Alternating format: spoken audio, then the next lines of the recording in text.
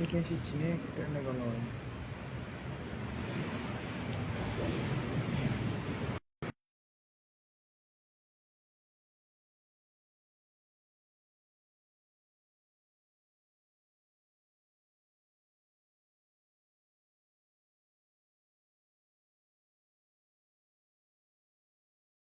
Carane tetep bisa mbok atur to.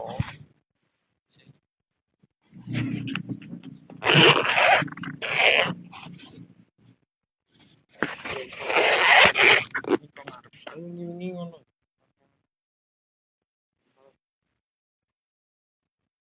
Nah, aku nek live ngene iki ya. Full ngene lho. Full video. Ini kan ini kita kabeh.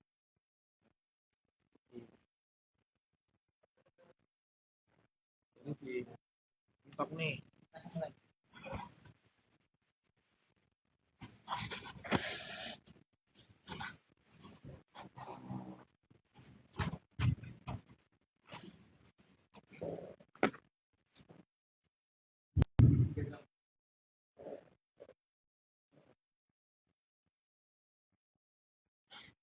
Assalamualaikum warahmatullahi wabarakatuh.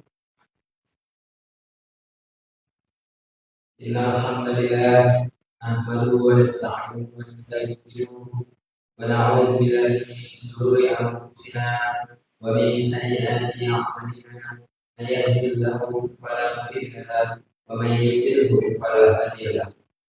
Pertama-tama yang paling utama, mari kita puji syukur kehadirat Allah Subhanahu wa taala yang telah melimpahkan rahmat-Nya sehingga kita bisa berkumpul di kajian Jumat berkah pada sore hari ini dalam kajian ulang. Sholawat serta salam bagi Nabi besar junjungan kita, yaitu Nabiullah Muhammad sallallahu alaihi wasallam, yang kita ingat sahabatnya beliau Muhammad. Sebelum kajian pada sore hari ini dimulai, perkenalkanlah saya untuk mengatakan tentang kita sore hari ini. Yang pertama yakni pembukaan, yang kedua pembacaan ayat suci Al-Quran, yang ketiga acara ini, dan yang terakhir yakni penutup. Demikian susunan acara dari kajian sore hari ini. Untuk itu kita langsung saja pada acara yang pertama yakni pembukaan. Marilah kita buka kajian pada sore ini dengan mengucap basmalah. Bismillahirrahmanirrahim. Selanjutnya yakni acara yang kedua, yaitu pembacaan ayat suci Al-Quran yang akan dilakukan oleh ahli. Kepadanya waktu dan tempat kami bersama.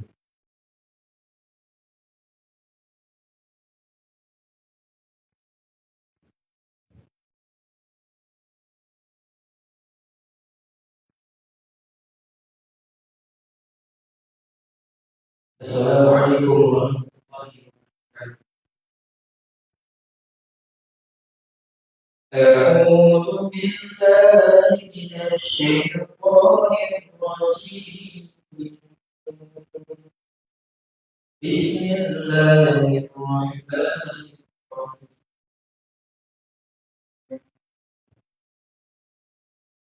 قال إني أرى الله آتاني الكتاب وجعلني نبيا وجعلني مباركا أينما وأوصاني بالصلاة والزكاة ما حيا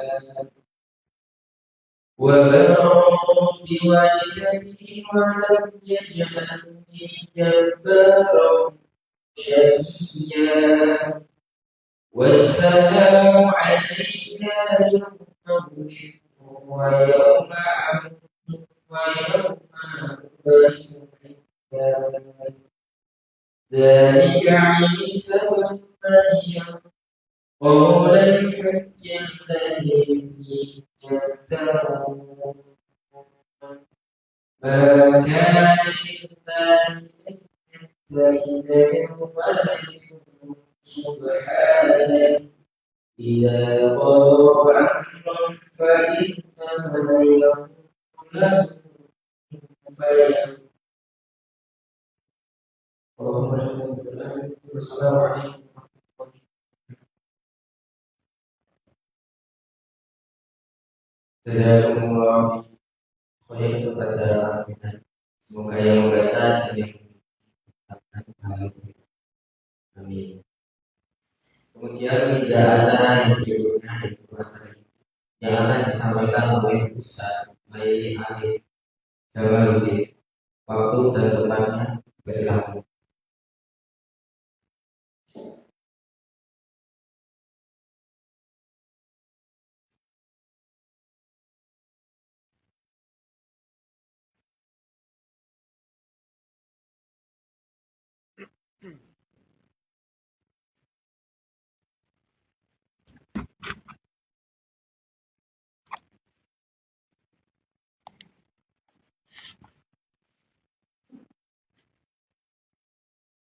Bismillahirrahmanirrahim. Assalamualaikum warahmatullahi wabarakatuh. Alhamdulillah wassalatu wassalamu ala Rasulillah wa ala alihi wa sahbihi wa man walah, amma ba'du. Yang kami hormati adik-adik, mbak-mbak, mas-mas semuanya yang hadir di acara Fosramka ini, yang insya Allah dirahmati Allah Subhanahu wa Ta'ala. Alhamdulillah, saya mengajak diri kami dan semua yang hadir untuk memulai majelis yang penuh berkah ini. Yang pertama, marilah kita ingat Tuhan kita, Allah Subhanahu wa Ta'ala. Kita ingat nikmat-nikmatnya yang diberikan kepada kita, baik itu nikmat lahir maupun batin. Nikmat lahir ya diberi kesehatan, ya diberi kecukupan harta, ya diberi pakaian, diberi kendaraan, semuanya itu diberi rumah, diberi teman, ya itu nikmat lahir. Dan juga tidak kalah nikmat batin, yaitu adalah nikmat agama Islam ini, nikmat iman kita kepada Allah, kepada hal-hal yang harus kita imani, termasuk nikmat senang menghadiri majelis ilmu, itu juga nikmat, karena tidak semua orang itu senang menghadiri majelis ilmu. Jadi kita merasa butuh, kita merasa perlu, dan meyakini bahwa majelis ilmu itu adalah satu bentuk ibadah, satu bentuk ketaatan kita kepada Allah Subhanahu wa Ta'ala. Banyak ayat, banyak hadis, banyak bukti yang menjelaskan bahwa orang-orang yang berilmu itu tetap lebih utama. Ilmu apapun utamanya adalah ilmu agama.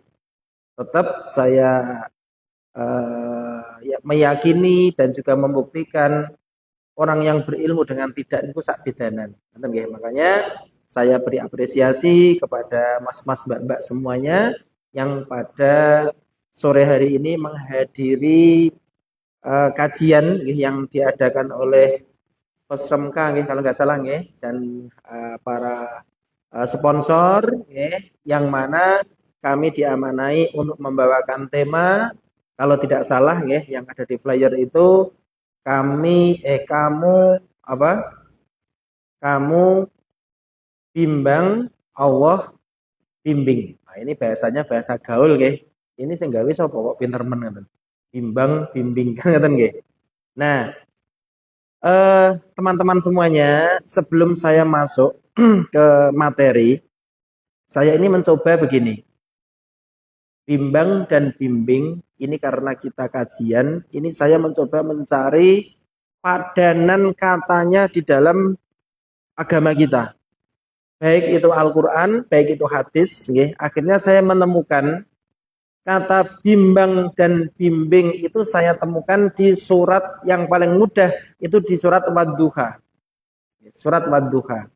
Wadduha walaili idza saja ma wadda'aka rabbuka wa ma qala walal akhiratu khairul laka minal ula. Terus rabbuka fatardo alam yajidka yatimang fa'awa. Lah kalimat ini wa wajadaka dhallan fahada.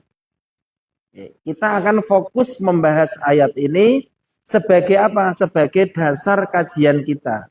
Jadi teman-teman, saya ini sering merenung kenapa ada satu kegiatan namanya pengajian. Pengajian itu kan dari kata dasar kaji. Diberi awalan pe sama akhiran an. Jadi ini pekajian, jadi ini pengajian. Berarti kan ada yang dikaji. Nah, karena kita orang beragama dan kita ini adalah orang Islam, dasar kita adalah Al-Quran. Makanya pengajian itu selalu kita dasari Al-Quran atau hadis. Makanya saya mendapati satu ayat tentang bimbang dan bimbing itu di ayat di dalam surat Wadduha. Namun sebelum kita masuk, teman-teman, tadi saya sudah koordinasi dengan panitia agar nanti apa yang saya sampaikan itu terarah. Saya minta tolong ke Mas Muhammad tadi untuk membuat semacam Google Form agar saya tahu kira-kira teman-teman di sini itu apakah pernah mengalami kebimbangan. Tanpa menyebutkan nama, biar saya tidak tahu namanya siapa, tapi yang penting nanti panjenengan menyebutkan saya pernah bimbang dalam masalah ini. Ditulis detail juga boleh. Nanti harapannya apa? Saya akan mencarikan bimbingannya di dalam agama. Masalah apapun boleh. Masalah kehidupan boleh, masalah ekonomi boleh, masalah belajar boleh, masalah cinta misalkan boleh. Masalah apapun yang membuat teman-teman itu bimbang. Yang membuat teman-teman itu bimbang, nanti panjenengan tulis, saya mencoba mencarikan bimbingannya di dalam agama kita. Monggo, sudah di-share Mas Muhammad tadi Nah, kalau sudah nanti minta diisi tanpa harus menyebutkan nama. Jadi saya biar nggak tahu, karena itu nggak penting Yang penting kan masalahnya apa, bimbingan dari agama itu apa. Nah, sambil mengisi, sambil nanti di rekap sama dicek sama Mas Muhammad, nanti saya minta rekapannya dari Mas Muhammad. Ini saya akan mencoba menyampaikan isi kandungan dari ayat wa wajadaka dolan fahada. Jadi sambil jalan izin saya menyampaikan makna dari ayat ini. Namun sebelumnya teman-teman, ini kita lihat waktu dulu dan kita membuat kesepakatan. Sekarang jam 4:36, berarti kan 4:45 lebih 6. Nah, kegiatan seperti ini tuh patutnya rampung jam berapa? Jadi umumnya jam berapa biar nanti nggak kepanjangan, biar nggak kependekan juga. Enaknya jam berapa? Kita sepakati, nanti kita selesai mau jam berapa? Dari panitia boleh, dari peserta boleh. Atau biasanya seperti apa? Kalau derek. Sekarang kan 4:45 lebih 6. Biasanya selesainya jam berapa atau disepakati jam berapa selesai? Atau fleksibel saja? Jam berapa? Jam 5? Biasanya 5:30 kurang baru selesai. Oke, berarti ada waktu 1 jam kan? Kurang lebih Oh, itu setengah 6 itu belum maghrib Oke, siap. Nanti fleksibel saja, maksimal 5:30. Ngoten mawon Baik. Baik, kami akan mencoba mengurai sambil diisi Google Form-nya Apa maksud dari ayat wa wajadaka dolan fahada. Wa wajadaka. Tuhan mendapatimu wahai Muhammad dolan bimbang. Fahada, maka Allah bimbing. Bahasa gaulnya ngoten, menyesuaikan dengan tema. Nah, sekarang kita bahas. Kenapa Muhammad dulu, Muhammad Nabi, sebelum jadi Nabi, Muhammad dulu itu kenapa bimbang? Karena Muhammad sebelum jadi Nabi, itu dia hidup di komunitas yang tidak baik. Lingkungannya terkait keimanan, itu yang disembah itu adalah berhala.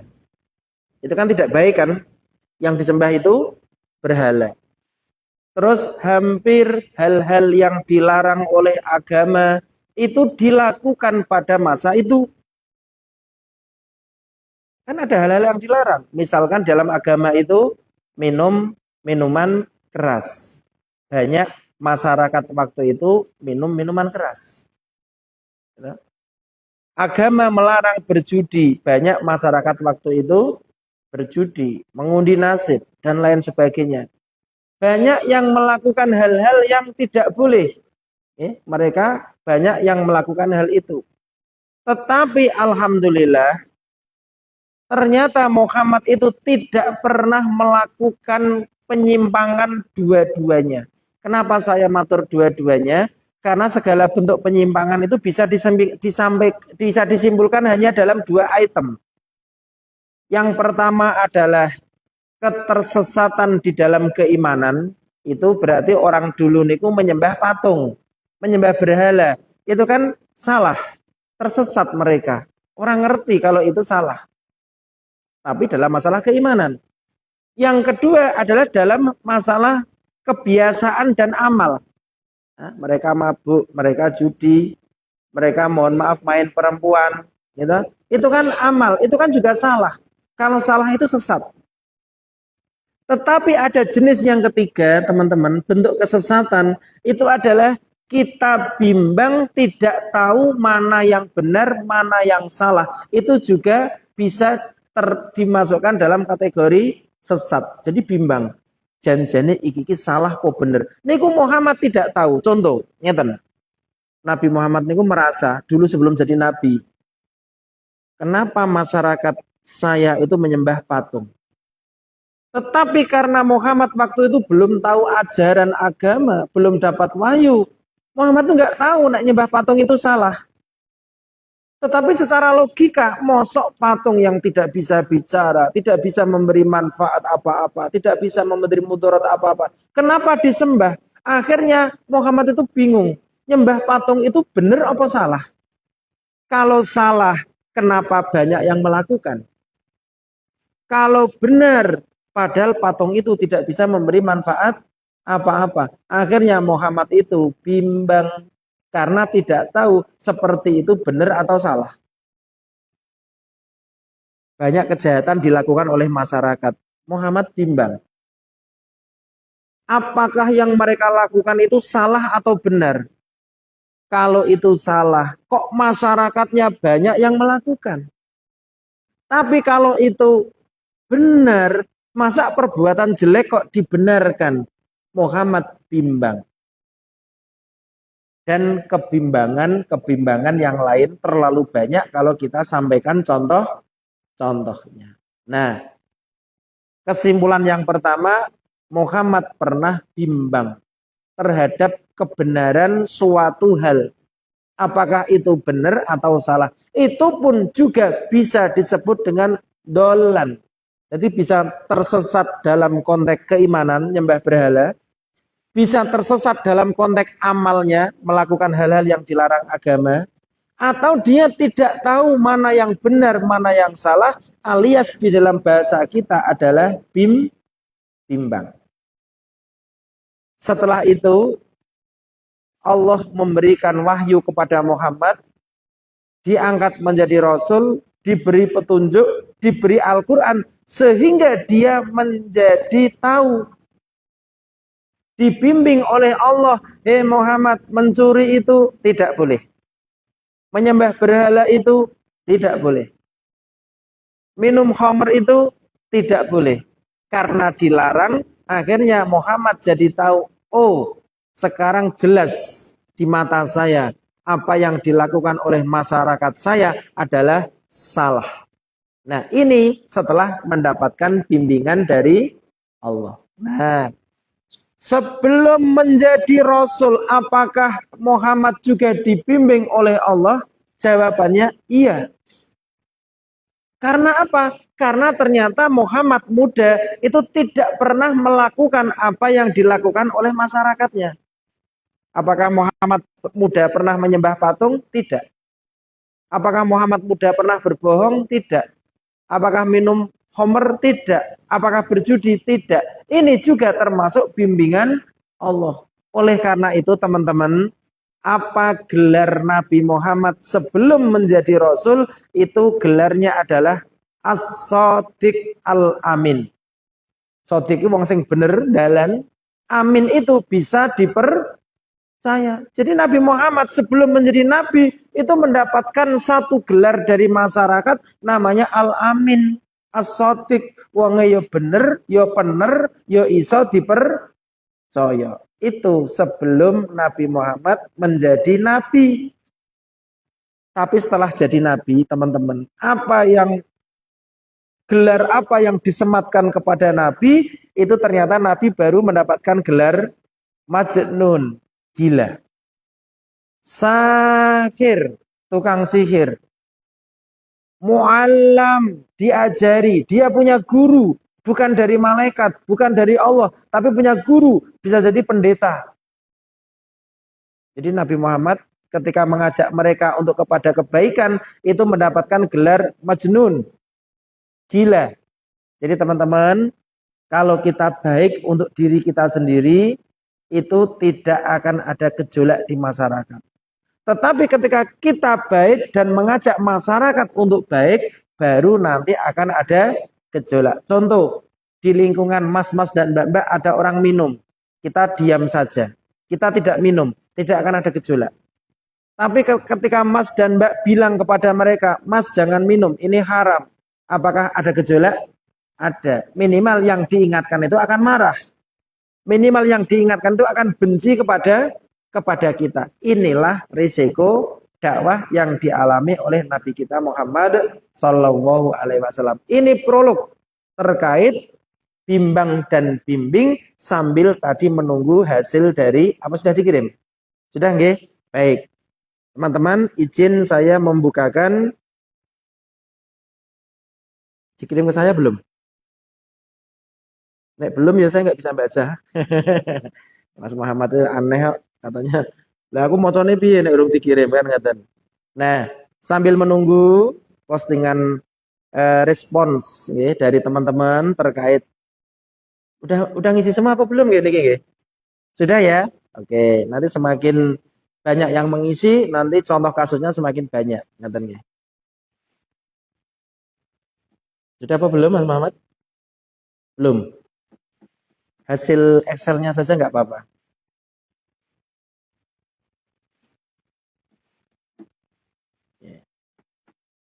Baik, ini masih proses menunggu. Teman-teman, ini agar interaktif, saya izin bertanya sambil menunggu hasilnya. Apakah teman-teman, ini itu tadi saya ngobrol sama Mas Muhammad. Mas jenengan itu kelahiran berapa ya? Biar saya tahu. Saya kelahiran 2003, Tat. 2003. 2003 itu kalau masa hidup saya 2003 itu saya lulus kuliah S1. Jadi 99 itu waktu itu terjadi keributan, jadi ada bakar-bakaran begitu zaman presiden kedua Pak Soeharto. Saya ke Mesir 99, pulang itu 2003, itu Mas Muhammad itu lahir. Nah, saya biar tahu teman-teman yang di sini itu yang lebih muda dari Mas Muhammad, nanti angkat tangan. Yang lebih muda. Oh, banyak juga ya. Apa Mas Muhammad yang sudah tua? Mosok jenengan mosok enom. Oh 2006. Nggih, bener niku. Apa iya kan ngoten nggih. Ah, berarti rata-rata usianya di bawah Mas Muhammad. Lah, untuk apa? Untuk memetakan. Oh, biasanya kalau usia sekian sampai kesekian itu masalah yang membuat bimbang hati, galau hati itu apa? Itu kan nanti kan bisa nek wong tua seperti saya, niku bimbangnya masalah ya paling nyekolah ke anak, ya, anaknya kuliah, terus anaknya cerita, anak saya jadi ini ono sing naksir, bareng ngoten niku sinaune ora fokus, bareng ngono rengginge mlorot, paling ngoten-ngoten niku nggih nek di usia-usia saya. Nek di usia jenengan kan mungkin permasalahannya bisa jadi berbeda, ngoten. Nggih, baik, ini sudah masuk. Nggih. Beberapa poin saya bacakan dari awal. Mengenai umur dituntut tentang pernikahan. Podo toh pernikahan toh ini toh. Wis tak tebak ini. Dan mengenai karir seorang perempuan ketika sudah menikah nantinya. Nah, baik. Sekarang bagaimana bimbingan Allah terkait pernikahan dan terkait karir. Ngaten nggih? Baik. Untuk yang pertama, nggih, untuk yang pertama. Ada beberapa hal di dalam agama itu kalau dilakukan dengan nek bahasane Jawa niku yo keseso. Keseso itu ora santai, cepet-cepet. Itu di dalam agama itu ada beberapa poin yang perlu disegerakan. Misalkan ada orang punya utang, dia sudah punya uang untuk bayar. Jatuh temponya tanggal 5. Boleh kan dibayar tanggal 1? Bolehkah dibayar tanggal 1? Ini teman-teman ada yang punya utang nggak ya? Punya apa tidak? Enggak, no usia jenengan arep ge opo? Paling kan tuku HP kan. Utang iso pinjol kan rampungan ngoten. Tapi nek jenengan nanti menikah kan butuh omah, gitu kan?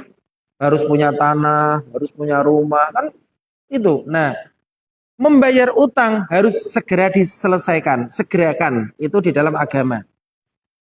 Terus yang kedua adalah menguburkan orang meninggal dunia. Ini kan bimbingan agama toh. Terus yang ketiga adalah menikahkan anak-anaknya. Jadi ketika saya punya anak, itu semakin cepat menikahkan, itu semakin baik. Ini yang pertama tentang konsep kita semakin cepat itu semakin baik. Konsep yang kedua tentang pernikahan. Di dalam agama prioritaskan masalah agama dari masalah yang lain. Ini sepakat.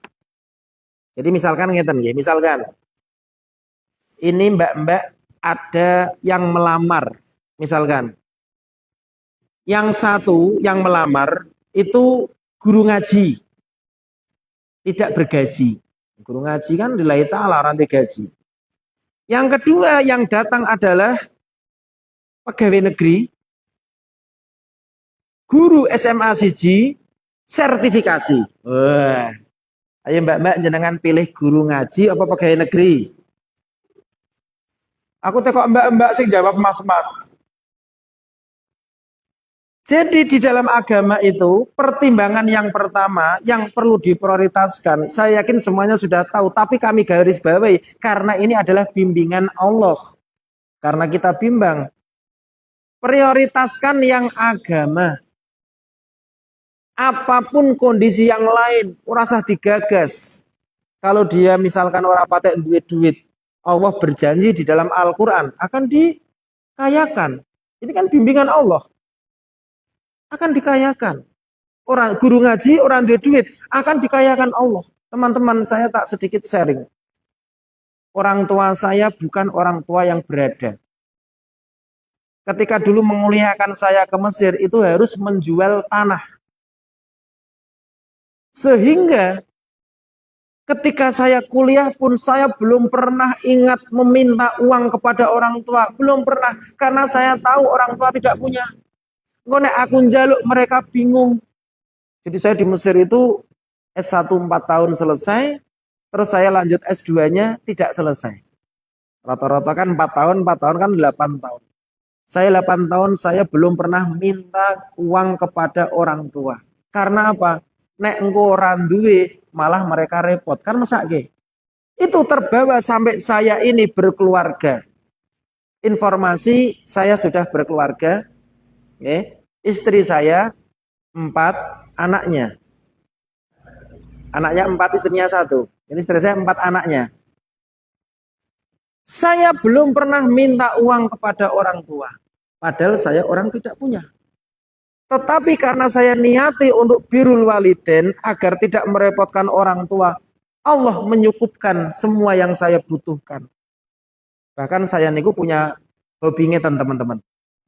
Saya meyakini satu hadis. Kalau kita mendoakan orang lain, akan balik. Mantul, ya tak? Saya itu suka mendoakan orang lain. Jadi misalkan gini, saya dulu kerja di sebuah penerbit. Saya waktu masuk itu saya nggak tahu gaji teman-teman itu berapa. Waktu itu 2008 itu UMR Karanganyar masih 600.000, 650.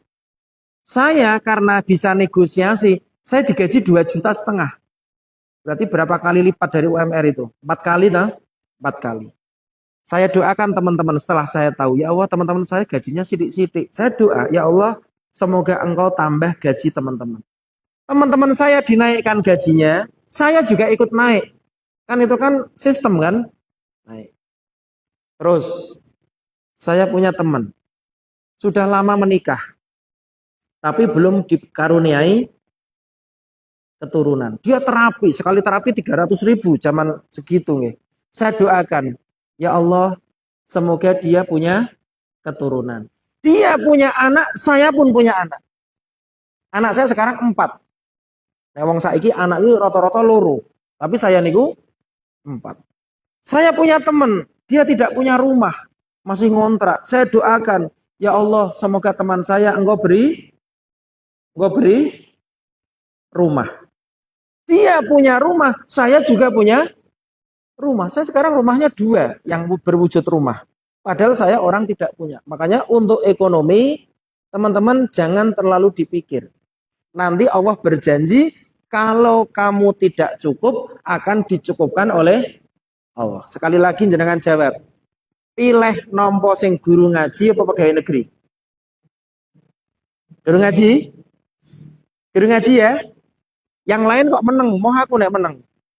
Guru ngaji apa pegawai negeri? Tenan? Tenan lo ya? Tak titeni, guru ngaji.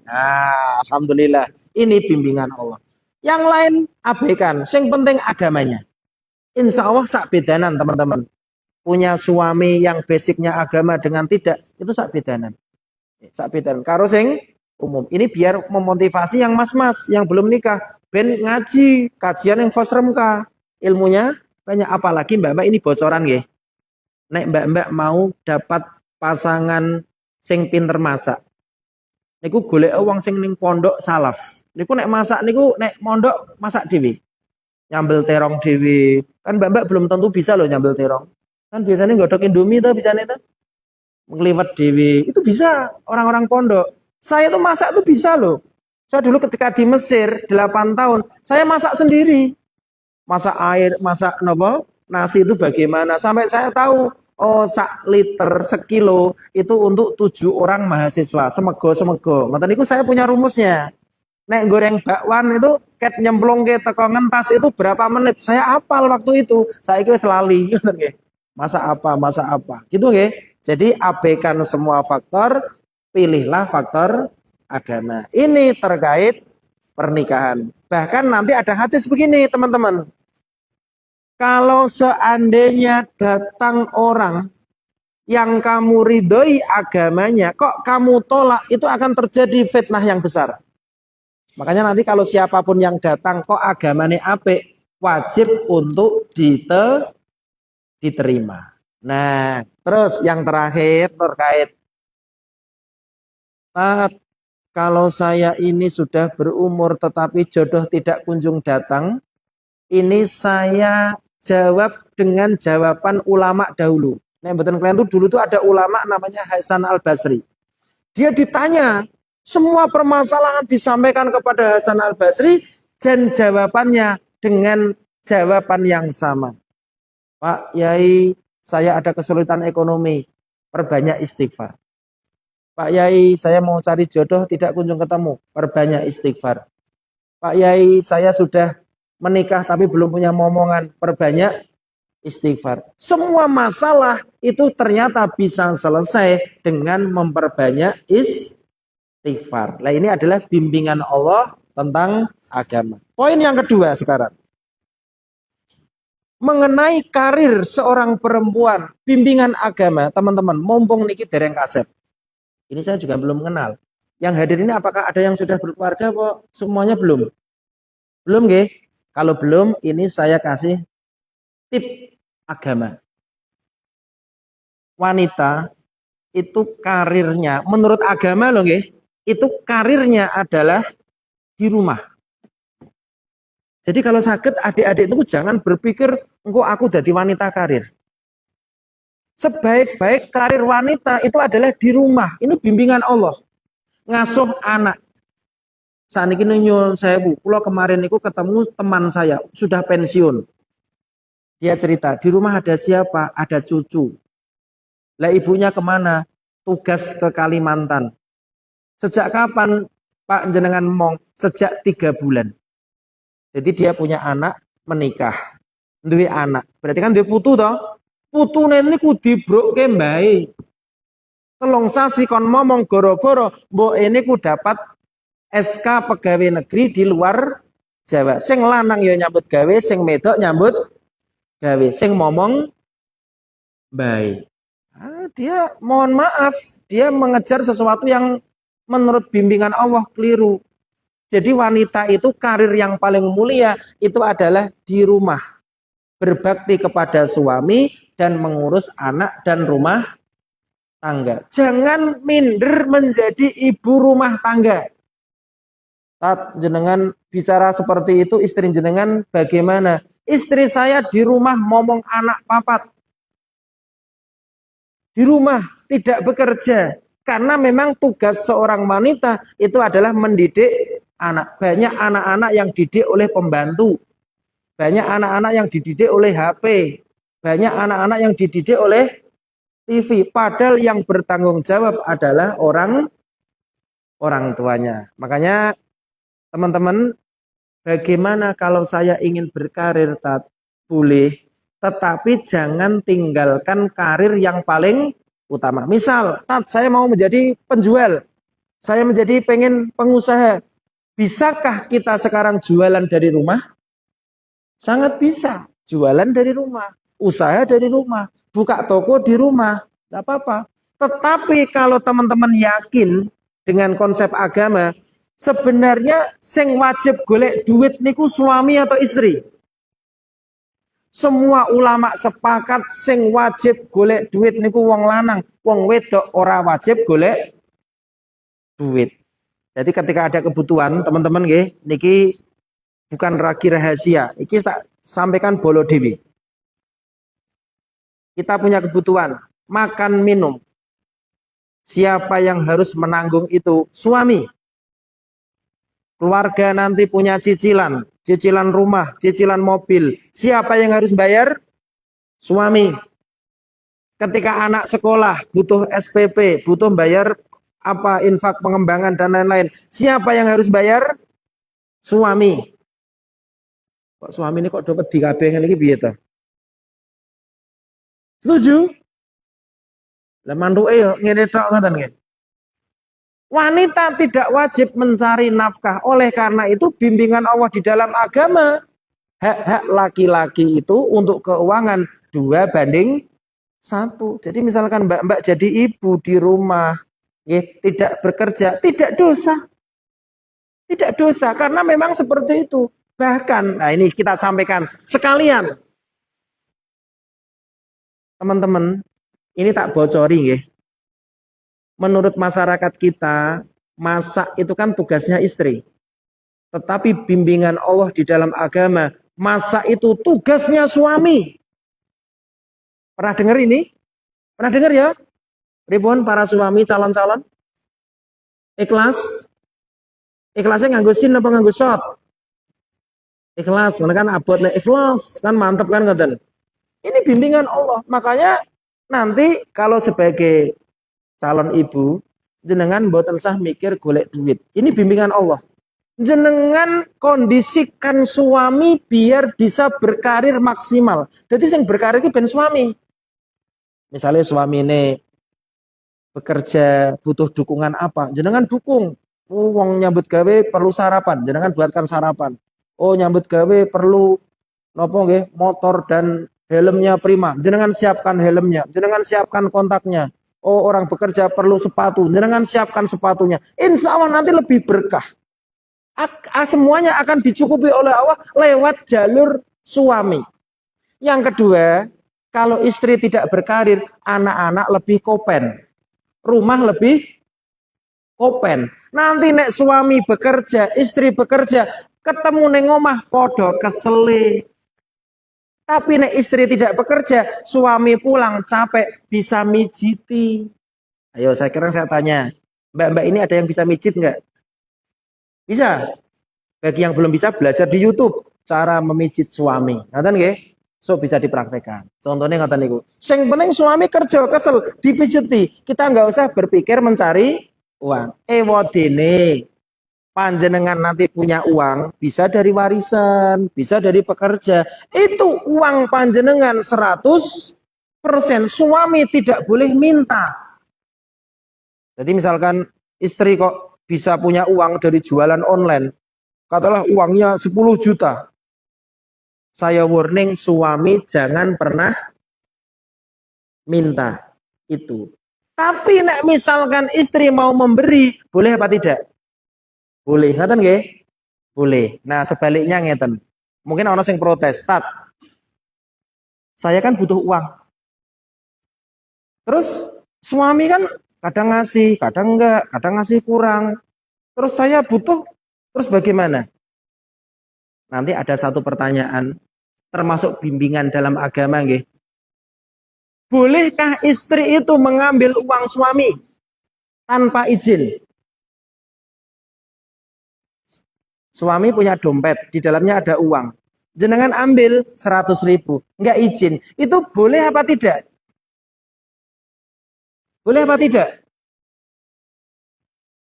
Wes ben adil, saya tak tanya calon-calon ibu. Calon-calon ibu, bolehkah panjenengan mengambil uang suami tanpa izin?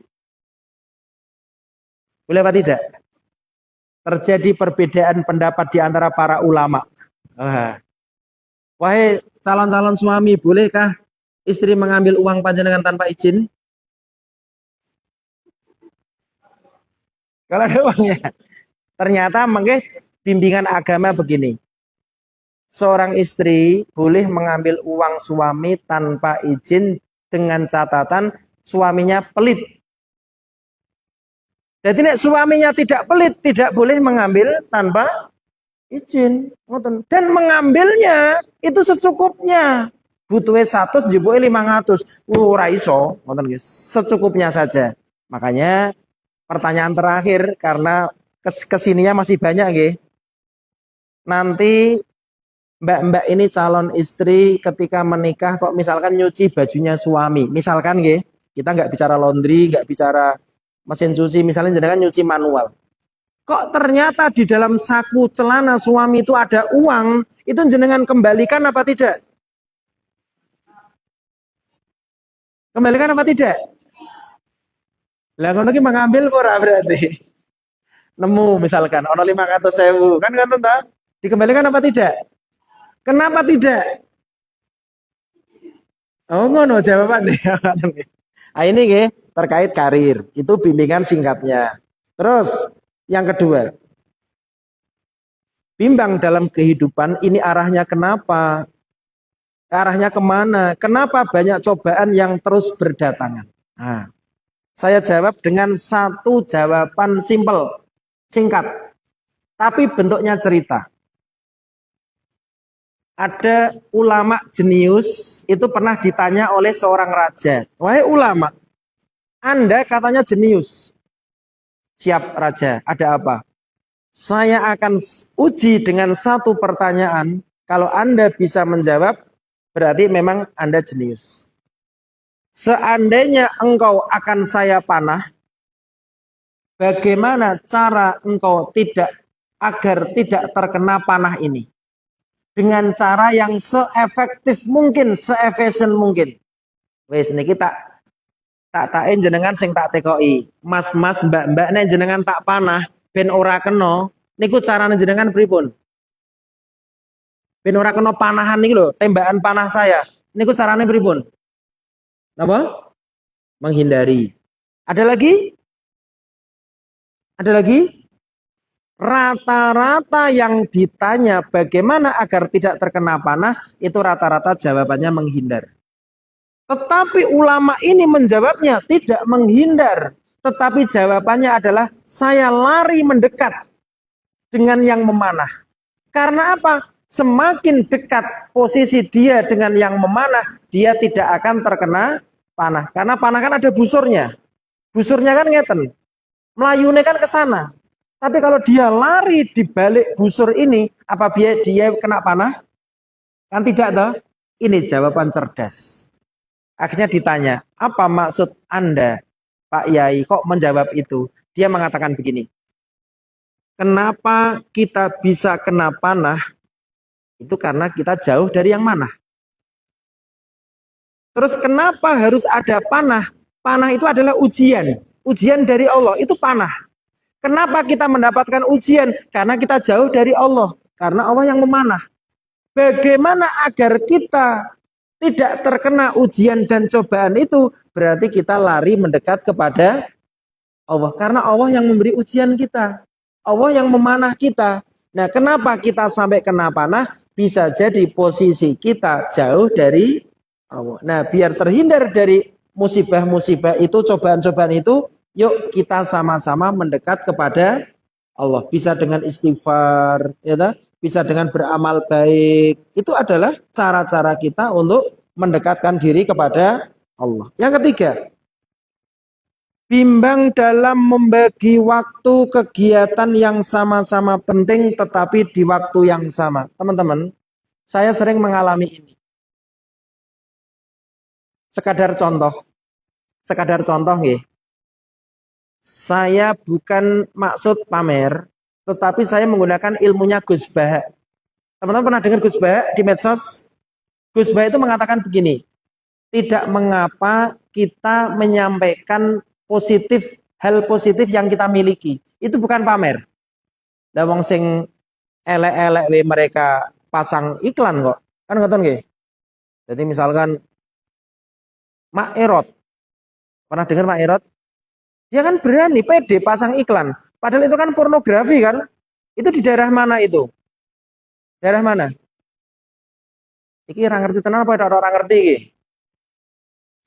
Daerah Solo Nusukan nggih. Lah wong sing ngono-ngono wae pasang iklan kok. Dokter gigi. Lah wong sing donya wae pasang iklan kok. Mosok kita sing agama ora wani unjuk gigi. Kan ngoten kata Gus. Nah, kita sampaikan kegiatan saya besok Ahad. Saya subuh ada kajian kitab Arba'in Nawawi di Masjid Colomadu, desanya Tohudan, Barat Lapangan. Namanya Musola Al-Hidayah. Subuh 30 menit.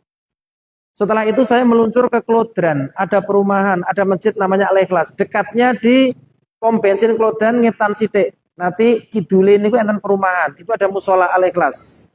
Ya ta? Ini ada yang dari daerah Kulon mboten niki, Colomadu. Nah, itu ada musola nggih. Itu saya punya kajian jam 6 sampai jam 7. Mintanya tema keluarga. Terus setelah itu saya harus meluncur ke Papahan. Di situ ada muhari motor, tempatnya diwakafkan untuk IKADI. Ikatan Dai Indonesia, kita punya MQ, Majelis Quran. Jadwalnya aslinya saya. Pekan terakhir. Tetapi karena semuanya saya serahkan kepada Allah, akhirnya yang pekan kedua, niku ngejak saya lukiran. Ya, ngejak saya lukiran. Itu bukan keinginan saya, tapi diatur oleh Allah Subhanahu wa taala biar apa? Biar saya bisa mengisi di kegiatan yang sama yang tadinya saya nggak tahu. Jadi kemarin ada yang menghubungi saya, dari Yayasan Jawa Tengah Maju, Jawa Tengah YJTM, akan mengadakan target Ramadan juga di Muhari Motor jam 9. Jadi setelah MQ, Majelis Quran, itu ada target Ramadan dari Yayasan Jawa Tengah Maju. Itu ya saya yang diminta mengisi. Coba sekarang bayangkan, nek saya mengiyakan tidak diatur oleh Allah, pagi yang ngisi di situ, terus siangnya jam 6 yang ngisi meneh, kan dirasakan kan ora penak. Dikira orang ustadz lain, esok yo ngisi, awan yo ngisi. Itu bukan keinginan saya, tapi diatur oleh Allah Subhanahu wa taala. Sampai selesai jam 9. 9 sampai jam 10. Padahal jam 9 sampai jam 12 saya ada acara tugas dari kantor, dari Basnas untuk mewakili acara di Colomadu namanya Juleha. Ini jenenge koyok cewek. Tetapi ini singkatan. Ju itu juru, le itu sembelihan, ha itu halal. Juleha itu juru sembelih halal. Di jam yang sama. Duhur. Duhur sampai asar saya ada acara ngisi pengajian, takmir, musola dan masjid sedesa Dibal. Embarkasi, ngulon sidik ngalor. Itu sak desa ngumpul kabeh, nggih. Terus kajiannya sebulan sekali. Jam 12 sampai asar. Di waktu yang sama saya sebagai Dewan Pengawas Syariah di BMT Kubo Colomadu mengadakan rakor, jamnya sama. Oh, piye iki harap ngatur piye kan ngoten to. Terus setelah asar istirahat sebentar, nanti maghrib sampai isya saya ada kajian kitab Bulughul Maram di Colomadu. Loket subuh sampai malam lagi itu kegiatannya kula leh ngatur niku sampai bingung. Nah, saiki saya tanya niki. Kira-kira sing banyak kegiatan ganda ini dengan yang saya sampaikan tadi oke. Sing nulis niki apa oke saya ya kira-kira ya.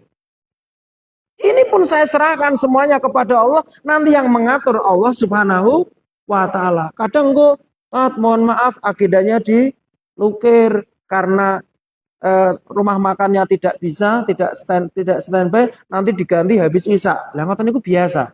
Yang penting kita serahkan semuanya kepada Allah. Yang pertama ben Gusti Allah sing ngurus. Ngoten nggih? Lah ewadine nanti ternyata kok harus tabrakan, ya udah. Memang Allah ngersake seperti itu, kita ya 50-50. Mungkin acara A kita dapat separuh pertama, acara B dapat separuh yang kedua. Dan ini sekadar motivasi teman-teman. Ciri orang yang bermanfaat adalah orang yang sibuk karena dibutuhkan oleh orang banyak. Khairun nas anfahum linnas. Sebaik-baik manusia yang bermanfaat untuk manusia. Semakin kita dimanfaatkan, berarti kita kan semakin baik. Jadi orang yang baik adalah orang yang sibuk. Jadi selamat bergembiralah bagi teman-teman yang banyak kegiatan. Berarti apa? Banyak dimanfaatkan oleh masyarakat. Nikmati itu. Insya Allah lelah kita lillah. Wong kesel niku penak. Jenengan kesel breksek tidur. Besok pagi seger atau masih kesel? Jenengan capek seharian kegiatan.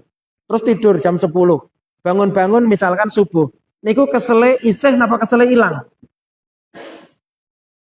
Lah kok orang sing jawab ya padha ora pernah kesel ya. Nah, biasanya saya kesele ilang. Kadang kena kita ngantuk banget. Kita ngeliek 5 menit, 10 menit ngantuk itu hilang. Karena apa? Karena memang manusia itu didesain untuk mobile.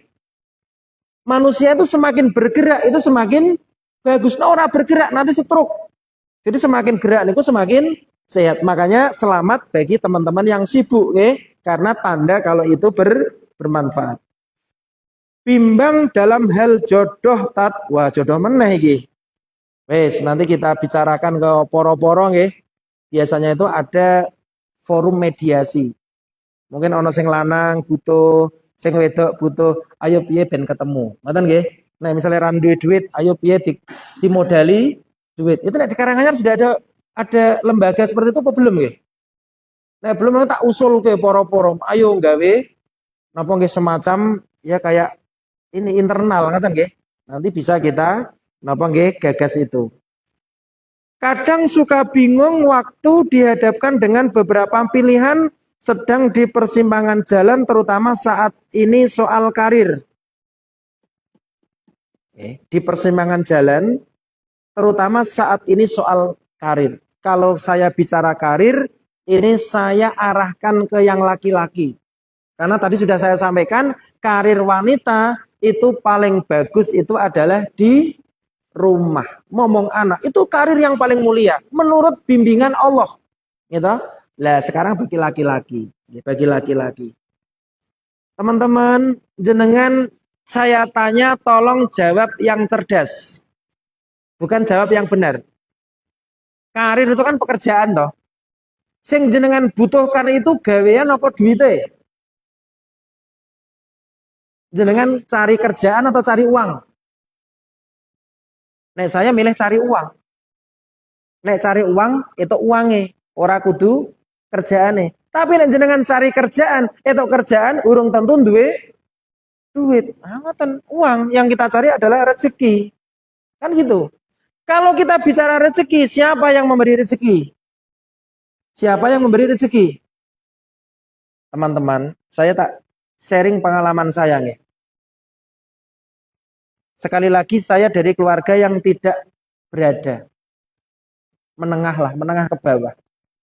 Menengah ke bawah. Tetapi saya meyakini ini bimbingan Allah, semua orang sudah dijamin rezekinya. Jenengan yakin dengan ini?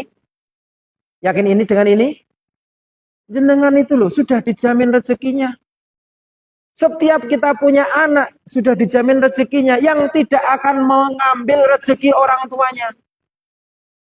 Jenengan misalkan punya istri itu tidak akan mengambil rezekinya panjenengan. Hakikatnya itu sudah diplotting oleh Allah. Jadi misalkan saya dulu ketika punya istri anak 1, gaji saya 4 kali UMR. Misalkan okay, mungkin gaji saya dulu 2,5 juta. Semakin saya punya anak, ternyata Allah memberi saya rezeki yang lebih disesuaikan dengan kebutuhan anak. Coba nanti panjenengan nek seneng ngobrol dengan orang-orang dulu nggih. Mbah jenengan putrane pinten? Anakku 7, Nduk. Apakah bisa ngopeni kabeh? Ya bisa. Wong biyen anake oke-oke. Apa dadi wong kabeh? Ya dadi wong. Lah anak wong arep dadi apa? Nah, ternyata dengan keyakinan ini nanti bimbingan agama ana inda dzanni abdi bi, kata Allah. Hadis qudsi. Aku mengikuti prasangka hambaku. Kalau kita punya ilmu seperti ini, cukup. Insya Allah mencukupi. Tapi nek kita bimbang, kita ragu, kita galau, Allah akan nuruti galau itu. Jadi teman-teman, jangan ragu, jangan galau. Nek bahasane Zainuddin MZ, orang dulu ya, yang terkenal nasional, niku bahasane ngeten.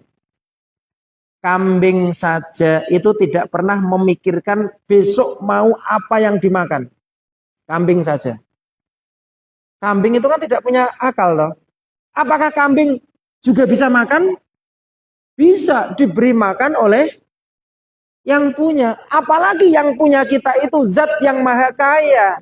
Allah Subhanahu wa ta'ala. Lah wong kambing we dikai karo sing duwe, mosok kita tidak diberi karo sing duwe. Bisa diterima niki? Ngoten nggih, jangan pernah ragu dengan karir. Bismillah, ngoten nggih. Bismillah. Nanti Allah yang akan mengatur. Nggih, sampai sekarang misalkan nggih, nek saya dipikir-pikir, teman-teman. Saya kan pekerjaan saya kan sekarang jadi pimpinan Basnas Kabupaten Karanganyar. Pimpinannya 5. Gitu. Saya termasuk 5 dari pimpinan itu, yang mana pimpinan Basnas itu kalau disetarakan itu di bawah kepala dinas. Loh saat ini jenengan ngundang saya niku setara kepala dinas lho asline lho nggih niki. Ora baen-baen lho nggih. Ora baen-baen. Tapi saya tidak pernah membayangkan saya akan bisa di posisi setara kepala dinas kan di bawah Seda di bawah bupati. Kan tinggal 2 langkah lagi saya di posisi bupati kan ngoten. Kira-kira nek aku calon bupati dipilih apa ora iki? Dipilih mboten? Pilih ya. Ngoten nggih. Tapi ini rahasia kan direkam kan ngoten nggih. Oh Pak Leli pengen dadi bupati ya, bahaya kan ngoten nggih. Nah, tapi nggak apa-apa, ini kan mau guyonan mawon. Wong kula ora pawakan dadi bupati kudu duwite oke kan ngoten nggih. Bolone oke. Lah aku ora duwe duit ora duwe bolo. Nah.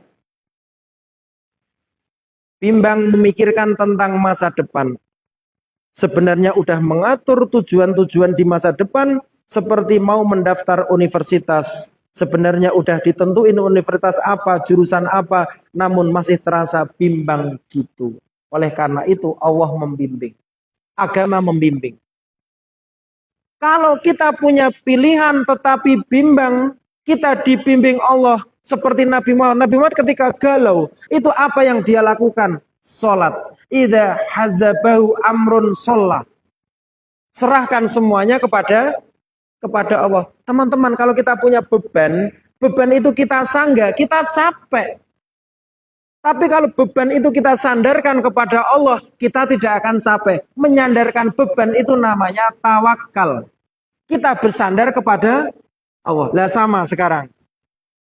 Apakah ada sholat dalam rangka bimbang untuk milih universitas mana? Ternyata Allah membimbing kita, agama membimbing kita. Nek kita ragu, kon sholat namanya sholat istikharah. Bagaimana intinya? Nanti teman-teman mencari redaksinya, diapalkan. Tetapi saya akan memberikan clue intinya. Clue intinya gini. Misalkan saya mau ke UIN. Teman-teman ada bocoran. UIN nanti akan pindah ke ini nggih, ke Lalung nggih. Dari pernah dengar nggih? Nah, misalkan saya pengen ke UIN. Tapi saya ragu, bimbang. Doalah begini, ya Allah, kalau UIN ini memang pilihan untuk saya, baik untuk saya, baik untuk agama saya, untuk dunia saya, untuk akhirat saya, maka mudahkanlah saya masuk UIN. Dan mudahkanlah UIN untuk saya masuki. Tapi ternyata kalau UIN itu tidak baik untuk saya, untuk agama saya, untuk dunia saya, untuk akhirat saya, jauhkan UIN dari saya. Nah nanti kita akan dimudahkan masuk UIN. Oh berarti ini tanda. Nah wong tua-tua mbiyen ngene. Apa jawaban sholat istikharah? Katanya mimpi katanya. Tapi nek menurut agama saya belum menemukan mimpi. Nanti akan dimudahkan. Mungkin ketemu karo rektore. Ngerti-ngerti tak ada tawaran beasiswa. Dimudahkan. Berarti itu baik. Tapi kok ternyata sulit. Arep golek kos-kosan ora itu. Ngoten nggih? Arep daftar kok ternyata malah jatuh dari motor. Berarti ini tanda kalau saya ini tidak dikehendaki Allah untuk karena apa? Untuk kesananya itu ternyata sulit. Ngaten nggih? Setiap bimbang panjenengan minta kepada Allah, termasuk masalah jodoh. Ya Allah, kalau si A ini memang jodoh saya, baik untuk saya, untuk agama akhirat saya, maka jodohkanlah dia dengan saya. Tapi kalau memang dia tidak baik untuk saya, agama saya, akhirat saya, jangan jodohkan dia dengan saya. Jenengan jangan terpengaruh dengan artis yang seneng nangis ini jenis apa? Wong Gorontalo ini jenis apa? Fajar. Fajar. Nah, ini apa ini? Fajar. Fajar itu bilang begini. Ya Allah, jadikanlah dia jodohku ya Allah. Ketika dia naksir kan. Tapi kalau engkau menjodohkan dia kepada orang lain ya Allah, jadikan orang lain itu aku. Ngono kuwi maksa Gusti Allah. Fajar. Kok iso ngono iki sing ngajari sapa? Ngoten nggih. Namaku Fajar dari Gorontalo itu loh. Fajar seperti itu. Padahal kita niku ora ngerti. Jadi teman-teman, ketika kita naksir seseorang, itu belum tentu baik untuk jenengan. Kita nggak tahu. Yang tahu adalah Allah Subhanahu wa Ta'ala. Serahkan kepada Allah. Kadang kita niku nek di awal-awal seneng, dia pujaan saya, dia cocok untuk saya, belum tentu baik untuk kita. Kan kita nggak tahu masa yang akan datang. Yang tahu adalah Allah Subhanahu wa Ta'ala. Makanya kita santai saja. Misalkan kita dijodohkan dengan orang yang kita sukai, berarti itu ya takdir, hasilnya baik. Ketika tidak, ya kita move on saja, santai aja. Karena memang dia tidak baik untuk saya. Ojo ndekte kaya Fajar Gorontalo mau. Meskipun jane niate guyon nggih, tetapi bisa kita ambil untuk pelajaran. Terus iman yang sering naik dan turun, ujian yang seakan-akan semakin berat dan tidak ada habisnya, dan bimbang apakah bisa melewati ini semua. Sama ya, perbanyak istighfar. Intinya sama, tidak perlu diperdalami. Bimbang dalam pemilihan jurus mengikuti, pemilihan jurusan, pemilihan meskipun sudah tahu pilihan program studi, ada rasa takut tidak bisa mengikutinya. Sholat istikharah, doa tadi. Ngerti nggih? Sama ya? Sama. Mulai bimbang antara memilih wanita berdasarkan fisiknya dulu atau agamanya dan kepribadiannya. Yo agamane, brul. Wis tak sampaikan mau, ojo milih fisike. Utamakan agama dan akhlak daripada kecantikan. Contoh, misalkan panjenengan jadi mertua, jadi mertua, wong tua. Jenengan punya mantu.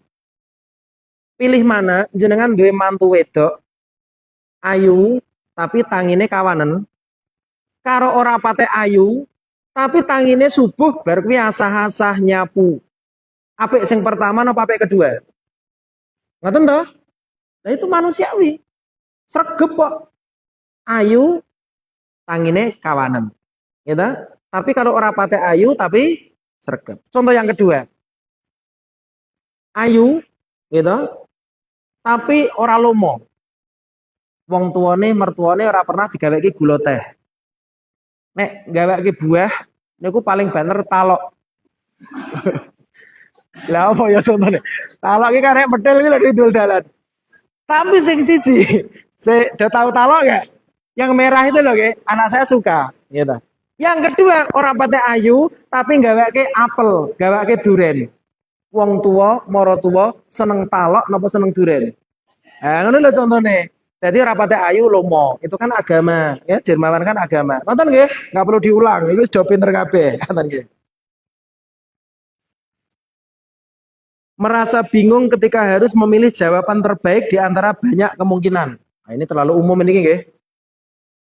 Merasa bingung ketika harus memilih jawaban terbaik di antara banyak kemungkinan. Ini koyo jawaban filsafat ini nggih. Jadi kula yo rada bingung iki, artine piye? Nah, nanti bisa napa nggih?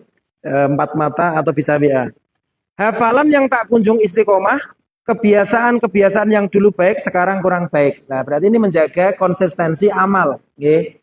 Jadi para ulama itu identik menjaga hafalan itu biasanya di qiyamul lail. Nggih. Jadi dia menjaga hafalan itu ketika qiyamul lail, nggih. Jadi identik penghafal Al-Qur'an itu menghafalkan di qiyamul lail.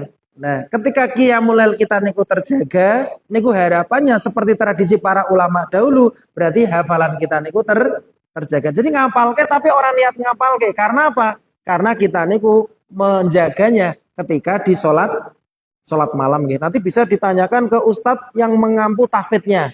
Bagaimana ulama-ulama salaf dulu bisa menjaga hafalan. Iman yang sering naik dan turun, ujian yang seakan-akan semakin berat tidak ada habisnya. Ini mirip tadi sepertinya, terulang. Saya bimbang karena sedang berada di posisi fase akhir kuliah. Kuliah masih belum selesai karena merasa ada kendala dalam pengerjaan tugas akhir, tapi di sisi lain saya bimbang takut mengecewakan orang tua yang sudah memberi keleluasaan selama kuliah. Intinya takut nggak lulus. Intinya takut nggak lulus kuliah, takut mengecewakan orang tua. Ini takut yang positif, tetapi jangan terlalu berlebihan. Gitu? Kita diajarkan oleh Allah untuk melakukan sesuatu itu optimis. Ngerti nggih? Optimis. Kita diajarkan untuk optimis karena Allah itu membackup dan mendukung keoptimisan. Pun misalkan kita sudah optimis kok kita tidak lulus, mungkin itu skenario Allah, itu yang terbaik. Ngoten mawon. Jadi lulus ya terbaik, ora lulus ya terbaik. Karena apa? Sesuatu yang di skenario Allah itu pasti baik untuk kita. Jenengan ngelamar gawean, ditompo ya apik, ora ditompo ya apik, kan kita ora ngerti. Yang tahu itu adalah Allah Subhanahu wa ta'ala. Mungkin saya tidak diterima di situ, tetapi nanti akan diterima yang lebih baik. Ini saya tak cerita, teman-teman. Saya dulu pernah diprovokasi teman-teman tanda kutip, provokasi positif, untuk menjadi sekretaris desa. Saya di Tauhudan, ada ini lowongan perangkat desa, yang penting enom iso komputer. Saya kan mungkin di kampung itu kan tua-tua, saya bisa komputer sendiri. Kulo kon milih. Saya ketika ujian itu nilai saya tertinggi, ranking 1. Tetapi saya tidak jadi. Saya diminta oleh teman-teman untuk demo. Ayo demo wae. Saya tidak mau. Karena apa? Saya meyakini, nek ditompo itu baik untuk saya, tidak ditompo pun tidak mengapa. Mungkin itu baik. Nah, seiring dengan berjalannya waktu, ternyata Allah memilihkan saya. Pak Laili, kelasmu ki ora sekretaris desa, tapi kelasmu niku setara kepala dinas. Apik sekretaris desa napa apik kepala dinas? Gajine oke cari napa oke kepala dinas? Oke kepala dinas, ngoten nggih. Daripada cari niku kadang mohon maaf gajian kadang ora. Januari, Februari, Maret gajian sekali, rapel, kan ngoten. Dan itu dibatasi, ngoten nggih? Oh, gajinya sak Karanganyar podo kabeh, cari semene podo kabeh, perangkat desa. Itu namanya siltab. Berarti Allah tidak rela saya jadi carik, ingin memilihkan yang terbaik. Ngoten mawon, pokoknya lulus alhamdulillah, ora lulus ya alhamdulillah. Makanya kita diajari alhamdulillahi ala kulli halin. Monggo teman-teman biar agak gayeng ya, tirukan kami. Alhamdulillahi ala kulli hal. Alhamdulillahi ala kulli hal. Alhamdulillahi ala kulli hal. Termasuk teman-teman, kalau ada orang meninggal, kita alhamdulillah, itu boleh loh. Tapi jenengan baca di orang yang paham itu. Wong jenengan diketak. Mati kok malah alhamdulillah. Alhamdulillah ala kulli hal itu urip ya alhamdulillah, mati ya alhamdulillah. Ngoten niku maksudnya. Yang terakhir, waktunya mun telas niki. Ustadz, ada seorang teman kuliah saya yang menyampaikan rasa kepada saya. Saya bingung harus bagaimana. Ya kayak anakku mau berarti. Bahkan anakku niku naksir artis Korea. Jenenge sapa ya? Rada lali kula.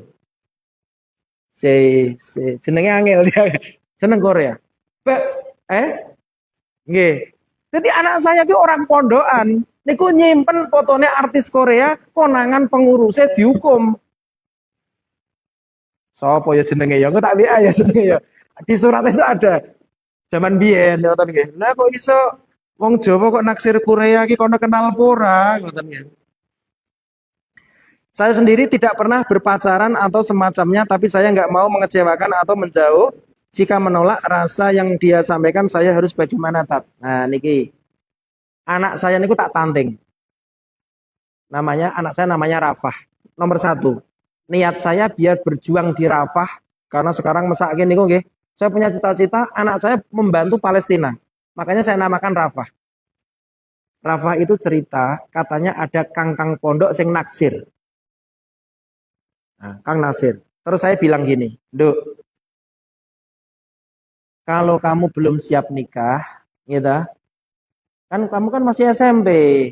Kalau belum siap nikah, anak saya SMP kelas 3, niku ana kangkang pondok sing naksir ngono lho. Kalau kamu belum siap nikah, seperti itu nggak usah gampangnya nggak usah ditampung, nggak usah. Kecuali kue siap nikah, nanti dia biar datang ke saya, nanti melamar nikah, oke, ngoten nggih. Tapi nek belum siap nikah, yo aja lagi SMP.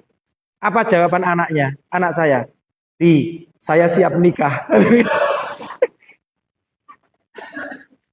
Waduh, oke. Aku kaget terhadap jawaban itu. Harusnya kan dia, oh ya Bi siap. Nanti kalau SMA atau kuliah kan ngoten. Ternyata bisa siap nikah sekarang. Jadi kalau belum siap nikah ditahan. Ya, ditahan. Sekali lagi yang menjodohkan Allah, yang tahu Allah. Kita tidak tahu. Mungkin kita naksir dia sempurna, tapi kita nggak tahu itu baik gitu. Karena jodoh itu yang menjodohkan Allah, ya kita tahan dulu kalau belum usia nikah. Tapi kalau siap nikah, langsung saja dia bilang, datangi bapak saya. Nggak usah WA-WA-an, nggak usah TikTok-TikTokan, nggak usah japri-japrian. Mohon maaf, nanti banyak campur tangan setan. Nggak usah. Laki-laki yang baik, laki-laki yang tidak WA wanita. Laki-laki yang baik, laki-laki yang mendatangi bapaknya wanita itu. Ngoten rumuse. Jadi ngomong lanang kok WA mbak-mbak, berarti dia bukan orang baik. Tapi kalau dia WA bapak panjenengan, dia orang baik, segera saja. Ngoten nggih. Karena apa? Jalurnya ngoten niku. Ngoten. Lah, piye carane? Lebih lanjut. Karena waktu habis. Tunggu kelanjutannya di sesi yang akan datang. Penonton kecewa. Sekian teman-teman ya yang bisa kita sampaikan. Kurang lebihnya mohon maaf. Wassalamualaikum warahmatullahi wabarakatuh.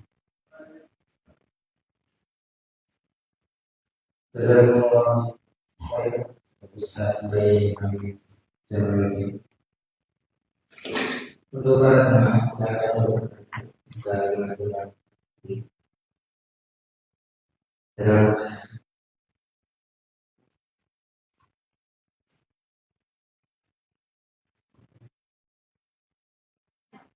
Tanya, oke.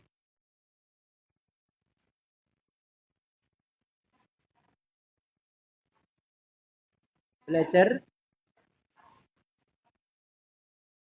belajar. Oh, ikhlas, oke. Ngaten.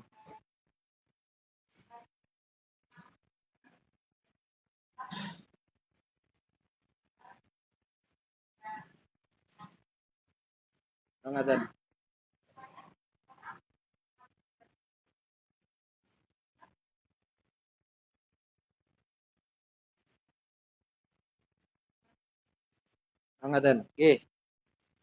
Baik, teman-teman, ini ada satu ilmu namanya ilmu ikhlas.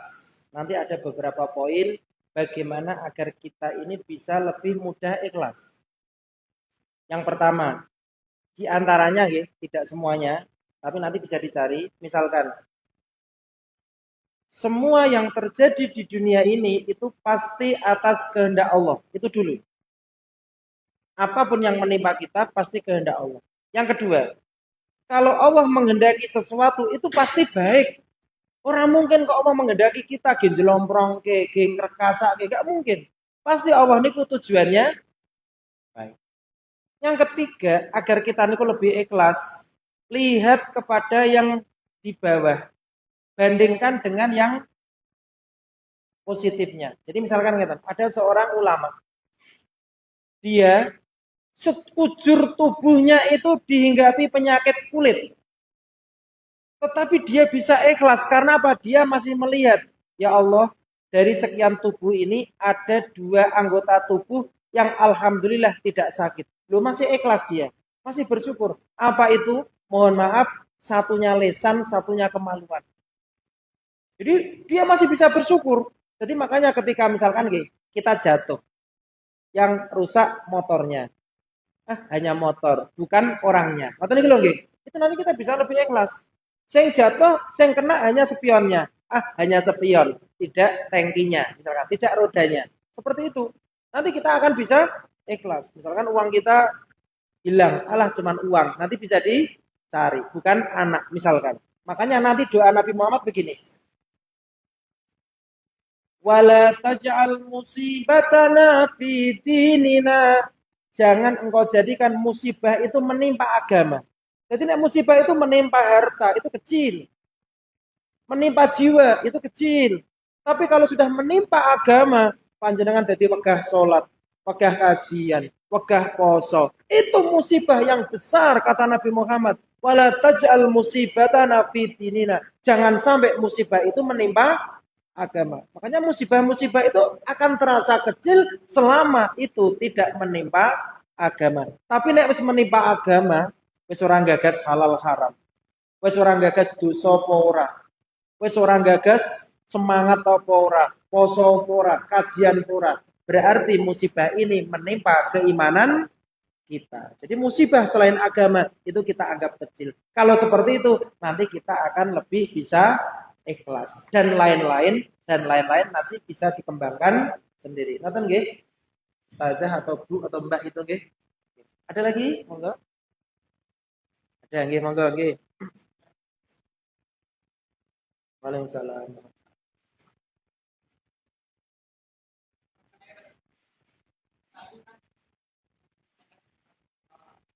Nggih.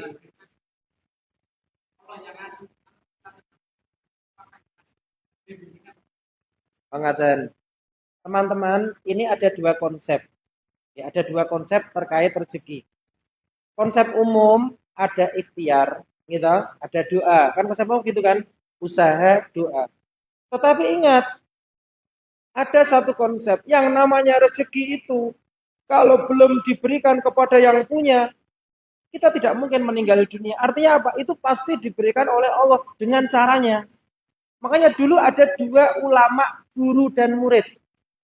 Apa kata murid? Seperti yang jenengan sampaikan, Pak Yai, kita tidak akan mungkin dapat rezeki kalau kita tidak ikhtiar.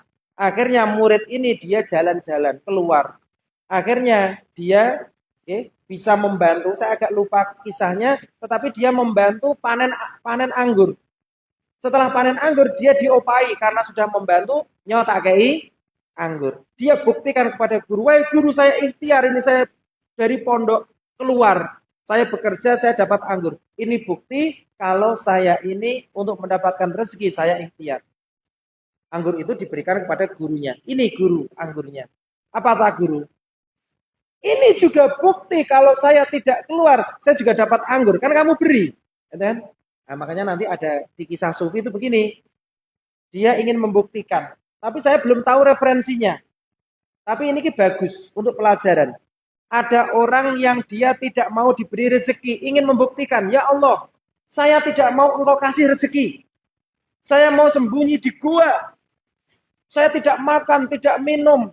Biar apa yang terjadi. Meskipun saya yakin saya masih punya rezeki. Dia sembunyi di gua. Sehari dia kuat. 2 hari dia kuat. 3 hari dia pingsan. Dia tidak mau mendapatkan rezeki dari Allah. Habis itu ada orang ke gua, penggembala kambing. Dia melihat kok ada orang pingsan. Dicek nadinya, kok masih hidup. Oh, wongnya lemes. Akhirnya dia mengambil air minum yang dia pakai untuk persiapan menggembala kambing. Karena dia pingsan, diberi minum mulutnya. Mulutnya dibuka, digelondori air. Akhirnya airnya itu masuk ke kerongkongan, masuk ke perut. Akhirnya orang ini siuman. Setelah siuman, dia tanya, Anda siapa? Saya penggembala kambing. Apa yang Anda lakukan di sini? Nah, kamu pingsan.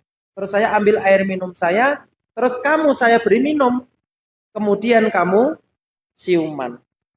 Apa yang terjadi? Dia tertawa. Saya sudah menolak rezeki, tetapi Allah memaksa lewat Anda untuk memasukkan rezeki itu ke perut saya. Jadi ini cerita Sufi, tetapi ada pelajarannya. Ya, ada, meskipun kita menolak rezeki, pasti akan diberikan oleh Allah. Meskipun konsep standar, kita tetap harus berikhtiar. Tetapi jangan terlalu gondeli ikhtiarnya. Gitu. Jadi yang kita gondeli itu adalah konsep yang memberi rezeki itu adalah Allah itu dulu. Adapun ikhtiar itu hanya sekadar wasilah. Ngerti kita ya? Oke, siap. Saya bahkan ada yang bertanya. Nggih, monggo, nggih.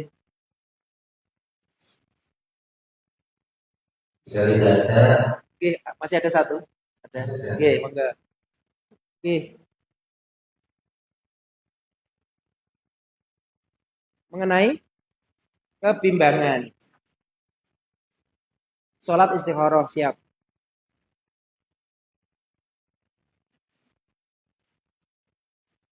Oke.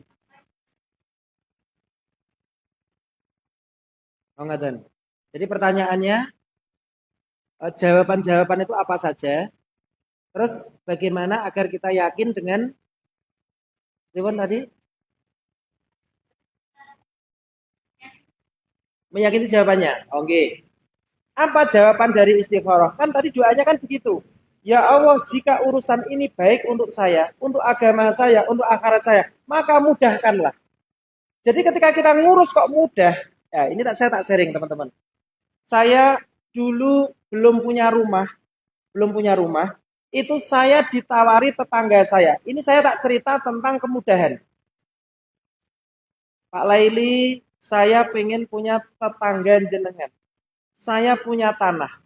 Tanah saya sudah mau ditawar oleh tentara, harganya sekian. Ini saya tawarkan ke jenengan. Aku pengen punya tetangga jenengan. Pak, aku randu duit, Pak. Wes pokoke carane piye? Lemah kita kayak jenengan. Loh, aku randu duit, aku ora pengen lemah, tapi dipaksa kon tuku lemah. Akhirnya saya bilang, ya wes Pak, aku nek tuku randu duit karena saya tidak pernah berpikir minta orang tua sejak kuliah, termetet sampai tua. Pak, jenengan golek ke utangan, aku nek nyaur iso. Tapi nek semono oke aku ra iso. Sampai hari dia tidak bisa mencarikan utangan. Ketika saya bekerja di penerbit, ya, di penerbit yang tadi saya ceritakan, itu ada marketing bank muamalah. Katanya jenengan mau beli tanah, mau membuat rumah. Ini saya marketing bank muamalah. Loh, sing nyelok sopo? Dia datang sendiri, dimudahkan. Tat nek jenengan membutuhkan bantuan ini pendanaan, saya bisa membantu. Nah kan dimudahkan. Terus yang kedua, syarat jaminan ketika utang itu tanah kosong tidak boleh. Itu harus ada bangunannya. Padahal waktu itu masih tanah kosong. Saya diberi kemudahan. Caranya bagaimana? Pencairannya 3 tahap. Tahap pertama genen bangun. Ketika disurvei, oh sudah ada bangunannya. Diwarai caranya. Terus ketika saya tidak punya uang, harus ke notaris yang namanya pinjam kan pakai sertifikat. Notarisnya teko, iki kok mau dibuat AJB, akta jual beli. Apa wis dibayar lunas? Belum. 1 rupiah pun belum saya bayar, tetapi tetangga saya percaya kon balik nama. Saat ini ora ono lho nggih. Wong tuku lemah, urung ngelungke duit, tapi sertifikatnya kok wis dijenengke sing tuku. Ngoten niku enggak ada. Tetapi saya dimudahkan Allah. Teman saya percaya. Akhirnya tanda tangan di depan notaris seolah-olah sudah saya beli. Padahal belum saya beli. Ini kan kemudahan-kemudahan. Berarti kalau itu dimudahkan, memang Allah mentakdirkan saya untuk beli tanah itu. Tapi nek kesulitan, teman-teman saya juga ketika butuh duit, saya mencoba ke perbankan. Itu ternyata sulit. Lah berarti memang itu bukan baik untuk saya. Saya sering datang. Pak Laili jenengan dari sisi gaji masuk. Tetapi sayangnya jenengan gajian itu ora perol. Perol itu langsung masuk dari rekening ke rekening lho nggih. Tapi amplopan, gepokan itu bank nasional nggak mau. Harus panjenengan gajinya masuk rekening. Sampai sekarang nek saya gajian itu gepokan, amplopan. Jadi di karetin lho nggih. Dikareti orang lewat rekening. Itu sampai sekarang aku mengajukan utang nggak boleh. Oh berarti memang saya ditakdirkan untuk tidak utang karena dipersulit oleh Allah Subhanahu wa taala. Ngoten mawon. Berarti kita ikhlas. Ketika kita utang kok tidak di ACC oleh perusahaan, kita ya bersyukur. Mungkin itu yang terbaik untuk saya. Coba nih di ACC, cairnya oke. Mungkin uban saya tambah banyak karena mikir angsuran kan ngoten nggih. Tapi nek teman-teman kita diranjir utang ya kita ya. Mungkin nek wis rumah omah butuh ini mungkin nanti dikit-dikit. Nah, besok teman-teman saya berdoa semoga nanti kita masih bisa dipertemukan Allah ya sampai 10-20 tahun lagi. Jenengan nanti harapan saya jenengan kajian tuh ngomong anak ngoten lho nggih. Nanti pertanyaannya wis beda. Ngoten lho nggih. Jenengan ngejak anak, ngejak suami. Kan boleh tau kajian keluarga nggih. Nah, so mungkin pertanyaannya wis beda meneh. Nah, makanya nek sakit kita hidup sampai 10-20 tahun yang akan datang, kok aku diundang nih ya baru 10 tahun ya. Diundang meneh. Kok pengen ngerti suami jenengan, istri jenengan, anak jenengan. Kok aku penasaran, saya kangen suasana seperti ini. Ngaten nggih. Jadi meskipun kita baru sekali 2 kali, tetapi saya merasa panjenengan adalah saudara saya. Jadi saya niati di sini buatan pengajian tapi pilih sedulur. Ngoten nggih teman-teman nggih. Mungkin itu. Nggih. Nonton terjawab nggih? Oke, siap. Jadi karena waktu sudah mengikuti materi sebelum menutup kajian pada siang hari ini, kami ucapkan terima kasih kepada para kajian yaitu Domis Cita, BMT Center, kembali motor anti bersatu, BMA Info, air mineral aman, Zero Lawis, anti collection, Rahman Info, dan saya berikan pesantren motivasi Indonesia dari materi Omah hubungannya misalnya Orza Media, misalnya Montisteori, Rumah Mata Tunggu Jawa, dan yang terakhir Fakta. Marilah kita tutup dengan pelajaran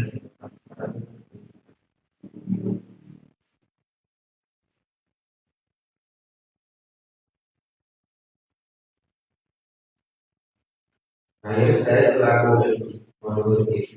Sebelumnya saya mohon maaf karena kata dan kalimat Alhamdulillah. Wassalamualaikum warahmatullahi wabarakatuh.